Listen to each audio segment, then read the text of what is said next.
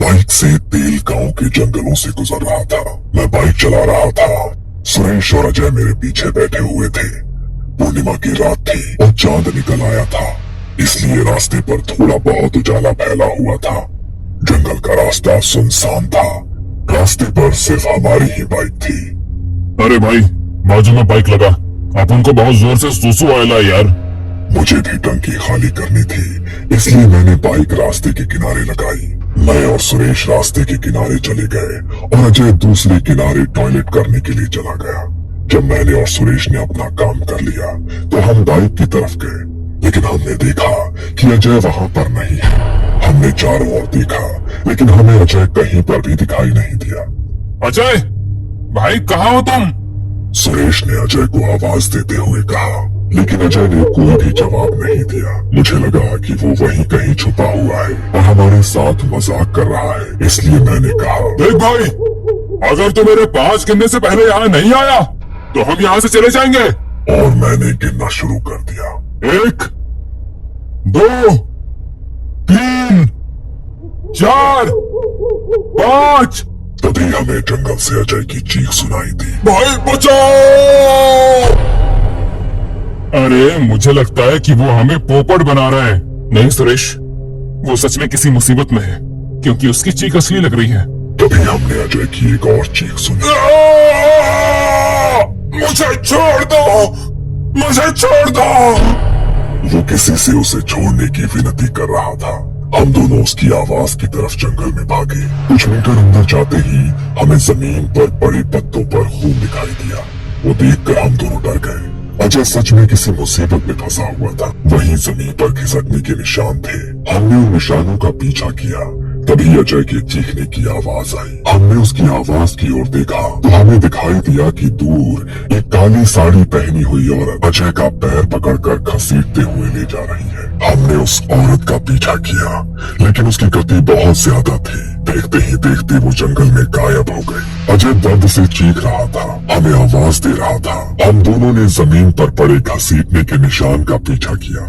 वो निशान हमें एक कोठे तक ले गए। जंगल के बीचों बीच वो लकड़ी की 2 माले की कोठी बनी हुई थी। वो बिल्कुल पुरानी और उसके ऊपर पौधे और घास उगाए थे। तभी एक बार फिर से उस कोठी से अजय के चीखने की आवाज आई और बाद में एक गहरा सन्नाटा छा गया। जल्दी चलो, हमें अजय को बचाना होगा।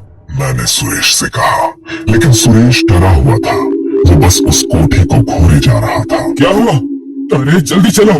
नहीं, हमें वहाँ नहीं जाना चाहिए, क्योंकि वो डायन है। क्या तुमने देखा वो अजय को कैसे घसीटती हुई ले गई? एक साधारण औरत ऐसा कुछ भी नहीं कर सकती। सुरेश घबराते हुए मुझसे बोला, ऐसा कुछ नहीं है। पहली बात तो ये कि वो औरत है आदमी हम नहीं जानते, क्योंकि हमने उसका चेहरा देखा ही नहीं है। ऐसा भी तो हो सकता है कि वो कोई आदमी हो जिसने साड़ी पहनी हो और वो कोई पागल या साइको किलर हो। इसलिए इससे पहले कि वो अजय की जान ले, हमें उसे बचाना होगा। नहीं, मुझे नहीं लगता कि हम अजय को बचा पाएंगे। हमें यहाँ से अपनी जान बचाकर भाग जाना चाहिए। चुप हो जाओ। अरे यार, वो हमारा दोस्त है, हम उसे ऐसे मरने के लिए नहीं छोड़ सकते। चुपचाप मेरे पीछे आओ, हम उस व्यक्ति को सबक सिखाएंगे। मैंने उसे कहा। हम दोनों ने वहाँ पर बड़ी लकड़ियों की लाठियां उठाई और कोठी के पास थे। मैंने जैसे ही दरवाजा अंदर धकेला, अंदर से चमगादड़ों का झुंड उड़ते हुए बाहर निकला और सुरेश चिल्लाने लगा, देखो, मैंने कहा था ना वो डायन होगी। डायन जहाँ पर रहती है वहाँ पर चमगादड़ उड़ते ही हैं। और ये तुम्हें किसने बताया? मैंने मूवीज में देखा है। चुप करो यार और मेरे पीछे आ। ऐसा कहकर मैं कोठी के अंदर घुस गया। मैंने टॉर्च जलाई तो कोठी के अंदर चारों ओर लकड़ियों के जाले थे। सब तरफ धूल और मिट्टी थी। लकड़ी की कुर्सियां टेबल सभी कीड़ों ने खा खा कर मिट्टी में बदल दिए थे। दीवार पे कुछ फोटो फ्रेम्स लगी हुई थी, जिसमें एक आदमी और एक औरत थी। उस पर भी धूल जमी हुई थी। तभी अजय बहुत ही खौफनाक आवाज में चीखा और अचानक से उसकी आवाज बंद हो गई। वो आवाज दूसरे माले से आई थी। जल्दी से मेरे पीछे आओ, मैंने सुरेश से कहा, लेकिन उसने मेरा हाथ पकड़ लिया। नहीं, ऊपर मत जाओ, वरना वो हमें भी मार डालेगी। घबराते हुए मुझसे बोला।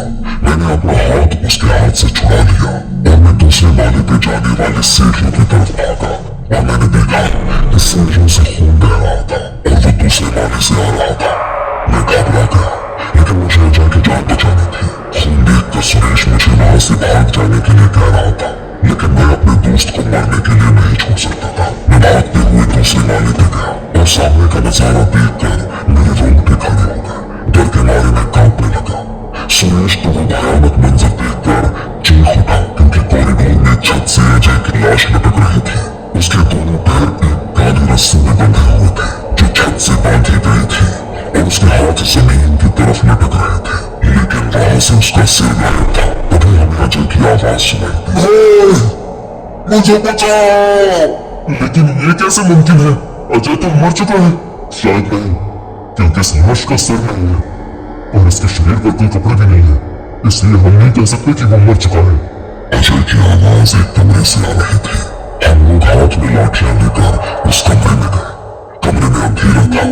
हमने मोबाइल की टॉर्च से कोने में देखा तो कोने में वही औरत बैठी थी। उस औरत ने सिर पर पल्लू ओढ़ा हुआ था और उसकी पीठ हमारी तरफ थी, लेकिन वो औरत अजय की आवाज में रो रही थी। हमें कुछ भी समझ में नहीं आ रहा था कि क्या हो रहा है। कौन हो तुम और अजय कहाँ है? मैंने उस औरत से पूछा।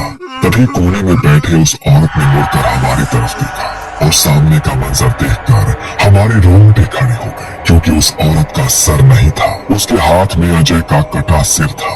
दोस्तों, मैं यहाँ हूँ। अजय का सिर हमसे बोला। हम जान चुके थे कि उस सिर कटी औरत ने ही अजय का खून किया है, और बाहर कॉरिडोर में जो लाश लटक रही थी वो अजय की ही है। वो औरत चुड़ैल या डायन थी, या रूह, या फिर आत्मा, ये तो हम नहीं जानते थे, लेकिन हम ये जानते थे कि वो इंसान नहीं है और हमारे खून की प्यासी है। हम दोनों बहुत ज्यादा डर गए थे। हम आंख फाड़ कर उसकी ओर देख रहे थे। तभी उस औरत ने अजय का सिर अपने गले पर लगाया। उसने अपने गले को कुछ झटके दिए और अजय का सिर अब उसका हो गया। उसके बाद वो मुस्कुराई और हाथ हमारी तरफ करते हुए बोली, मुझे मेरा सिर ला दो, मुझे मेरा सिर ला दो, वरना मैं तुम्हारा सिर ले लूंगी। ये सुनकर मैं और सुरेश वहाँ से उस घर से भागे। मैं जंगल में भाग रहा था, लेकिन कुछ दूर जाते ही मैं समझ गया कि मैं अकेला भाग रहा हूँ और मेरे पीछे सुरेश कहीं भी नहीं है। मैं कुछ मीटर पीछे चला गया। मैंने देखा कि सुरेश उस भूतिया कोठी की तरफ जा रहा है। मैं भागते हुए उसके पीछे गया। सुरेश, तू कोठी की तरफ क्यों जा रहा है? भाग यहाँ से, वरना वो तुम्हें भी मार डालेगी। लेकिन सुरेश रुका नहीं। वो कोठी के बाहर तक जा पहुंचा। तभी मेरी नजर दूसरी मंजिल की खिड़की की तरफ गई, तो खिड़की में वो सिर कटी औरत थी जिसने अजय का सिर पहन लिया था, और वो मेरी तरफ देखकर मुस्कुरा रही थी। मैं जान चुका था कि उस औरत ने सुरेश को सम्मोहित कर लिया है, और इसलिए वो कोठी के अंदर जा रहा है। वो अपने होश में नहीं था, तो मैंने उसका हाथ पकड़ लिया और उसे वहां से दूर खींच कर ले गया। लेकिन सुरेश ने मुझे धक्का मारा और मैं पेड़ से जा टकराया। मेरा सिर जख्मी हो गया और आंख के सामने सब कुछ धुंधला धुंधला दिखाई देने लगा। लेकिन मैंने देखा कि सुरेश उस कोठी के अंदर चला गया है। कुछ देर बाद मेरी आंखों की रोशनी ठीक हो गई और मैं सुरेश को आवाज लगाते हुए कोठी के उसी कमरे में चला गया जिसमें मैंने उस औरत को देखा था। मैंने देखा कि कमरे में सुरेश अपनी गर्दन पर एक हाथ से छुरी लगाए हुए खड़ा था और दूसरे हाथ से उसने अपने सिर के बाल को पकड़े हुए था। मेरा सिर ला दो, मुझे मेरा सिर ला दो। सुरेश अजीब तरीके से बड़बड़ाता गया और उसने अपने ही हाथ से छुरी से अपना सिर काट लिया और दाएं हाथ में पकड़ लिया। उसके धड़ से खून की पिचकारियां निकलने लगी और वो जमीन पर गिर गया। ये देखकर मेरे पैरों तले जमीन फिसल गई। क्या हुआ? डर गए? मेरे पीछे से अजय की आवाज आई। मैंने मुड़कर देखा तो खिड़की में वही सरकटी औरत बैठी थी जिसने अजय का सर पहना था। मैं वहां से भागा और दरवाजे तक पहुंचा, लेकिन मुझसे पहले ही वो दरवाजे तक पहुंच गई थी और दरवाजे के बिल्कुल सामने खड़ी थी। मैं वहां से बाहर नहीं जा सकता था। क्या चाहिए तुम्हें? क्या चाहिए? मेरा सिर, मुझे मेरा सिर ढूंढ कर ला दो, और अगर तुमने ऐसा नहीं किया तो मैं तुम्हारा सिर ले लूंगी। मैं समझ गया कि जरूर इसका किसी ने सिर काट कर खून कर दिया था और उसकी आत्मा अब उसका सिर ढूंढ रही है। अब मेरे सामने उसका सिर ढूंढने के अलावा कोई और चारा नहीं था। लेकिन मैं आपके बारे में कुछ नहीं जानता कि आपके साथ क्या हुआ था। आपका सिर ढूंढने के लिए आपको मुझे सब बताना होगा जो आपके खून के दिन हुआ था। मैं मेरे पति के साथ समर वेकेशन पर यहाँ आई थी। हमने ये कोठी छुट्टियां गुजारने के लिए ली थी, उस दिन मेरे पति कोठी के पीछे वाले तालाब पर मछलियां पकड़ने गए थे। मैं कोठी में अकेली थी, तभी किसी ने दरवाजा खटखटाया। मैंने दरवाजा खोला तो दरवाजे पर कुछ 19-20 साल के 3 लड़के खड़े थे। उनकी पीठ पर कैंपिंग बैग्स थी। दरवाजा खोलते ही वो तीनों मेरी तरफ देखने लगे। उनमें से एक लड़का मेरे हाथ में पानी की बोतल थमाते हुए बोला, आंटी, हम लोग जंगल में कैंपिंग के लिए आए हैं, लेकिन हमारा पानी खत्म हो गया है। क्या हमें पीने के लिए पानी मिल सकता है? वो लड़का शराब पिया हुआ था, लेकिन इंसानियत के खातिर मैंने उन्हें पानी देने का तय किया और दरवाजा आगे धकेल के किचन में पानी लेने चली गई। मैंने फ्रिज में से बोतल निकाली, तभी पीछे से किसी ने मेरा मुंह बंद कर दिया। मैं चिल्ला नहीं सकी। तभी मेरे सामने 2 लड़के आए। वो तीनों लड़के मेरे घर में घुस गए थे।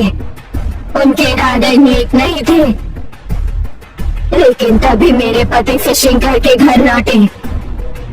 उन लड़कों को मुझे पकड़ा हुआ देख उन्होंने उनके हाथ से पकड़ी मछली फेंक दी और उन लड़कों पे टूट पड़े। लेकिन उनमें से एक लड़के ने कैंपिंग नाइफ से उन्हें घोंप दिया। उन्होंने वही तड़पते हुए अपनी जान दे दी। मैंने उस लड़के के हाथ को दांतों से काटा। ये देख वो गुस्सा हो गया और उसने मुझ में चाकू से घोंप दिया। मैं फर्श पर गिर गई। वो लड़का शराब के नशे में पागल हो गया था। उसने मेरा सिर चाकू से काट डाला और मेरा कटा सिर हाथ में लिया। मैंने खुद का सिर कटा शरीर देखा और कुछ ही देर में मेरे आंखों के सामने अंधेरा छा गया। जब मेरी रूह जागी, वो अधूरी नहीं थी। मेरा शरीर बरगद के पेड़ के नीचे दफनाया गया था, लेकिन वहाँ पर मेरा सिर नहीं था। मेरी रूह अधूरी थी, इसलिए अधूरी रूह पूरी करने के लिए मुझे मेरा सिर चाहिए। उसके बाद तुम्हें मेरे शरीर की हड्डियों को सिर के साथ जलाना पड़ेगा, तभी मुझे मुक्ति मिलेगी और उसके बाद अपने आप तुम मेरे चंगुल से छूट जाओगे। ये सुनकर मैं थोड़ा हैरान रह गया, क्योंकि उसकी बताई हुई बातें उसका सिर ढूंढने में मेरी मदद नहीं कर सकती थी। उसके बाद क्या हुआ? जब आपकी जान चली गई, तब आखिरी बार आपने क्या सुना? वो मछली को फ्राई करके खाने की बात कर रहे थे। मैं कुछ देर सोचने लगा। आपने बताया कि आपके पति ने मछली फेंकी और इन लड़कों पे टूट पड़े। इसका मतलब कि उन्होंने केवल एक ही मछली पकड़ी थी। हाँ, सिर्फ एक ही मछली थी। वो एक मछली खाने के लिए उन्हें काफी नहीं होगी, इसलिए वो जरूर फिशिंग रॉड लेकर मछली पकड़ने तालाब की ओर गए होंगे। और मुझे लगता है उनमें से एक लड़का आपका सिर हाथ में पकड़े तालाब की ओर ले गया होगा और उसी ने आपका सिर तालाब में फेंक दिया। मैंने अनुमान लगाया। उस वक्त मेरे दिमाग में जो कुछ भी आया मैंने उसे वही बताया। तो जाके मेरा सिर तालाब में ढूंढो। मेरे पास दूसरा कोई चारा नहीं था। एक नया इंसान तालाब पे किस रास्ते से जा सकता है, ये सोचकर मैं कोठी के पीछे वाले तालाब पे गया, क्योंकि वो लड़के भी उस तालाब पे मेरी तरह ही गए होंगे। मैं किनारे पे खड़ा हुआ। शायद उस लड़के ने इसी जगह से उसका सिर पानी में फेंका था। मैंने किनारे पे एक जगह खड़े होकर बोला। मैंने आजू बाजू देखा, वहाँ पर कुछ खाली नारियल पड़े थे। मैंने उनमें से एक सिर के बराबर नारियल उठाया और पानी में फेंका। उसके बाद मैंने उसके 5 मीटर के रेडियस में तालाब में डुबकी लगाई। 1.5-2 घंटे ढूंढने के बाद तालाब की निचली सतह में मुझे उसका सिर कीचड़ में फंसा हुआ मिला। उसका पूरा मांस मछलियों ने खा लिया था। मैं वो सिर